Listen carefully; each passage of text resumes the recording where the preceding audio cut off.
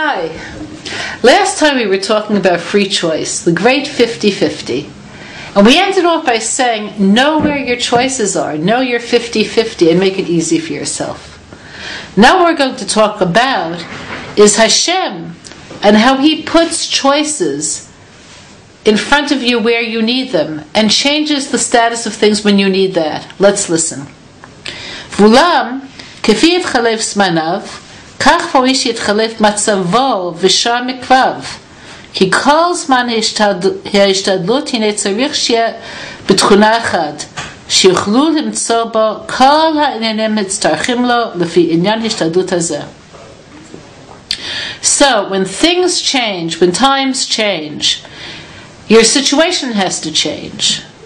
Everything that happens to you has to change in order to make it possible for you to make choices.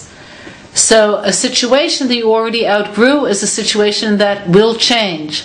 A situation that's too big for you is a situation that will change. כפירוש, כי הנה מוכרח שתמצא לו המלחמה שזכר לבין השכל והחומר, ולא יהיה לו דבר שעכב את החומר מלשלוט ולעשות את שלו כפי שהוא הראוי לו, ולא דבר שעכב את השכל מלשלוט כראוי לו ולעשות את שלו. You have to have 50-50. So nothing is going to happen to you in your life that will force you to see the body as the only dominant force that gives you definition. Nothing will ever happen to you in your life that will allow you to see the soul as your only definition. So what is this like? In the Torah, where it narrates how Hashem created Adam, so He gathered the dust of the world and imbued Adam with a living soul, a spiritual soul. Rashi tells us that the way Hashem mixed these two was like a baker who kneads bread. Once you put the water in the flour and you mix them, you can't separate this into water and flour anymore. You can't say this is flour, this is water. They're one thing, there's something new. So similarly, once a person is embodied, Hashem puts their soul in a body, they could never have an identity in which the body is totally negated. Nor, because we're human and the soul is eternal, could they ever reach a point where only the body speaks.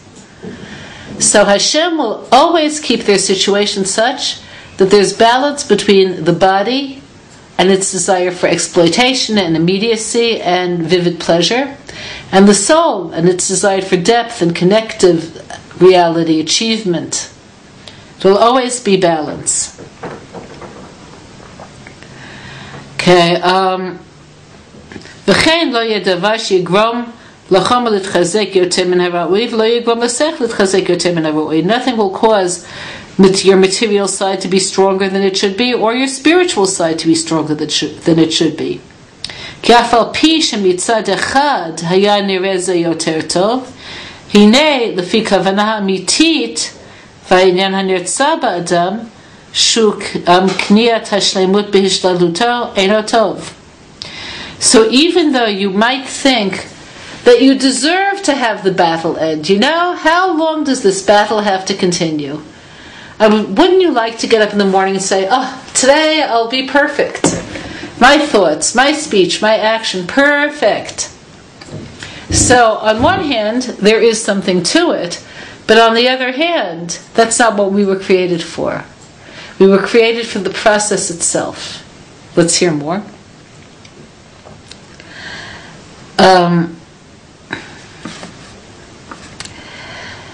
ובזמן קיבול השכר הנה ראוי לו שיהיה במצב הפכי זה, כי הנה כל מה שיהיה חומר שולט באותו זמן, הנה לא היה אלא מחשיך ומעכב את הנשמה שלו שתדבק בבורא יתברך. But when it comes to the time that you should receive the reward, then the body has no reason to claim any part of you, because at that point the body will only darken and evade your soul's yearning for connection to Hashem. So I want to take you back to an exercise that we did many times in these classes, just to refresh your consciousness of what we mean when we say connection to Hashem. Let's go back to what the body loves. Everyone likes to eat. Let's hear it for food. Food. Okay. What's your favorite food? I'll give you 5 seconds to think about that.